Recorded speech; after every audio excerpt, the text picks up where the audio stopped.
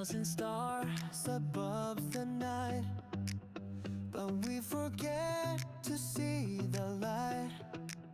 We chase the gold, we run the race, but lose the spark, forget the face.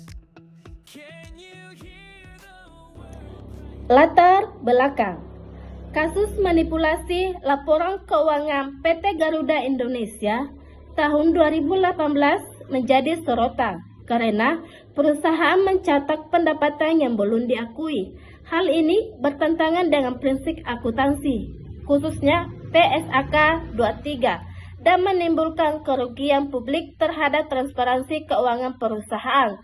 Skandal ini menggambarkan pentingnya kejujuran dalam pelaporan keuangan serta pengawasan yang ketat dari regulator untuk menjaga kepercayaan investor di pasar modal.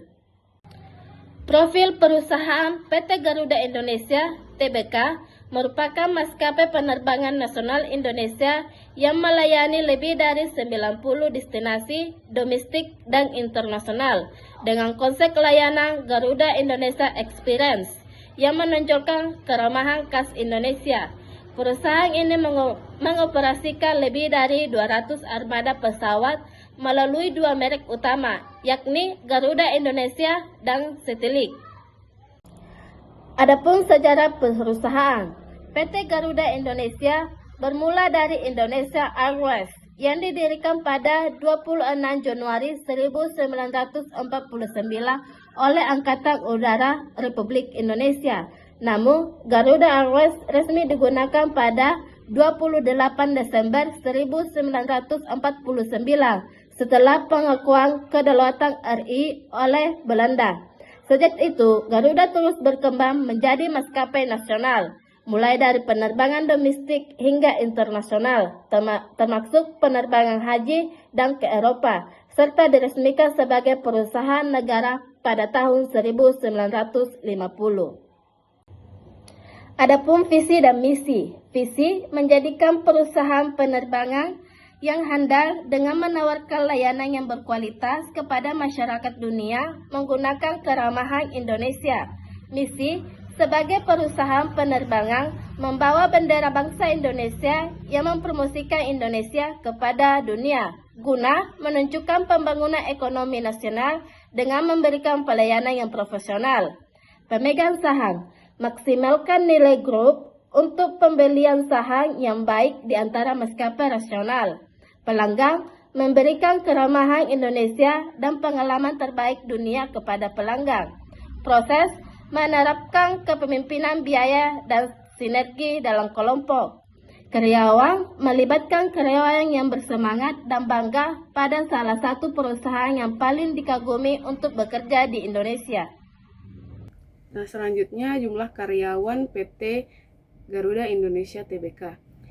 Hingga akhir periode pelaporan yakni awal tahun 2024, jumlah pegawai Garuda Indonesia sebanyak 4.502 orang pegawai, yang terdiri dari 4.107 orang pegawai tetap, 325 orang pegawai kontrak, dan 70 orang siswa.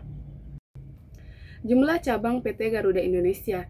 Sampai dengan akhir tahun 2024, Garuda Indonesia memiliki 98 kantor cabang yang tersebar di seluruh wilayah Indonesia dan internasional, serta memiliki berbagai kantor layanan lainnya.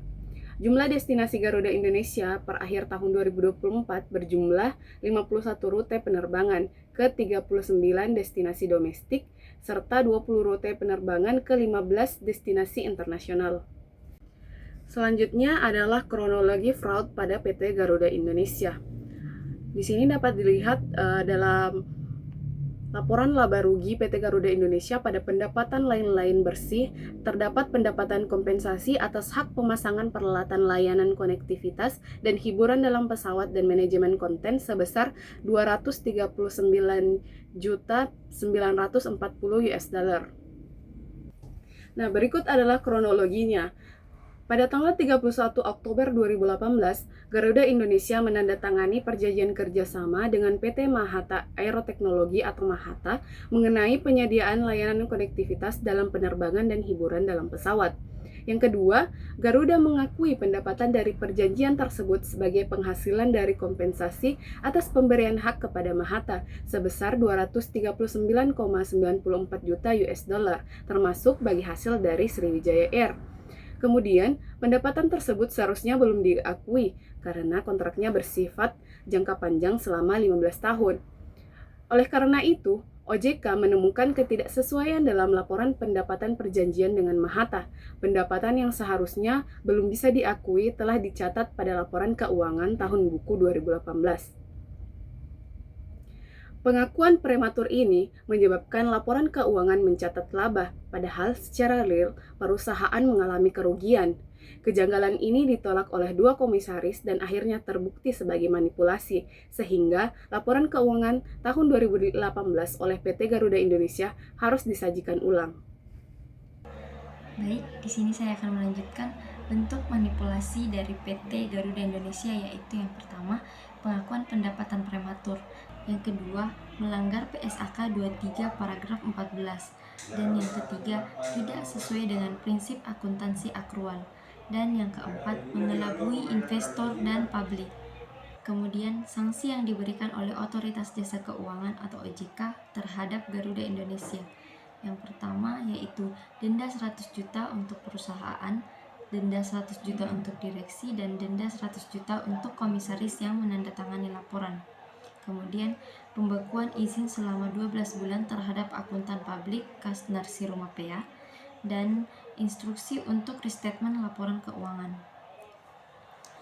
Adapun kondisi Garuda Indonesia saat ini yaitu masih rugi sebesar 75,93 juta US dollar, namun kondisi ini berangsur membaik. Kemudian pendapatan naik sebesar 1,6% dari tahun ke tahun. Kemudian seat load factor naik menjadi 78,8%, dan Garuda Indonesia fokus pada rekonstruksi dan efisiensi. Selanjutnya, untuk kesimpulan dari materi ini yaitu kasus fraud PT Garuda Indonesia terjadi karena pengakuan pendapatan yang tidak sesuai standar akuntansi, sehingga laporan keuangan 2018 menyesatkan. Akibatnya, perusahaan dan pihak terkait dikenai sanksi oleh OJK. Kasus ini menjadi pelajaran penting tentang pentingnya transparansi dan kepatuhan dalam pelaporan keuangan. Terima kasih.